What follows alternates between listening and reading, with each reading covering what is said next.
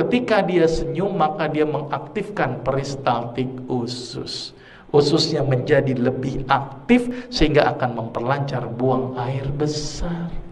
Maka itu kalau pengen lancar buang air besar, senyumlah di pagi hari. Dan ciri-ciri orang yang banyak senyum, mohon maaf, biasanya banyak kentutnya. Karena peristaltiknya aktif. Jadi bersyukurlah ibu masih bisa kentut. Bersyukurlah bu. Karena banyak orang yang dioperasi gara-gara nggak bisa kentut. Bahkan dokter selalu nanya sama pasien yang habis dioperasi, ditanya sama dokter, sudah kentut atau belum? Sudah dok. Pindah rawang perawatan. Belum, stop dulu.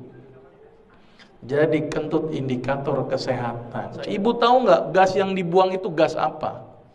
Gasnya namanya gas metana plus H2S combine. Kalau seandainya hanya metana saja bu, meledak kita. Setiap kentut meledak, setiap kentut meledak. Repot itu bu. Untung nggak bikin metana. Campur dengan H2S. Apa itu H2S? Hidrogen sulfida.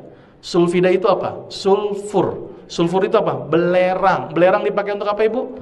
Antiseptik kulit. Maka itu kenapa kalau kita lagi pilek nyium kentut, plong. Kenapa ibu? Karena yang dihirup adalah antiseptik. Dan itu juga indikator orang ini sehat apa enggak. Selama ini mohon maaf bu, kadang-kadang kita tidak pernah melihat kondisi kesehatan kita. Ternyata kesehatan kita bisa dilihat dari aroma yang keluar. Kalau ternyata kentut itu baunya amis, masalah nggak bu? Apalagi bau busuk, masalah. Idealnya adalah harus seperti bau H2S.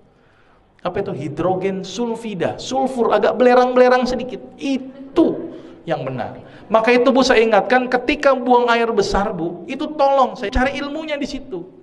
Apa yang diperhatikan ketika buang air besar? 3 hal. Pertama tadi baunya. Maka itu ketika pas keluar hirup tuh baunya. Nah, bagus apa enggak? Karena itu indikator kesehatan. Ya kan? Yang kedua, warna. Ini penting.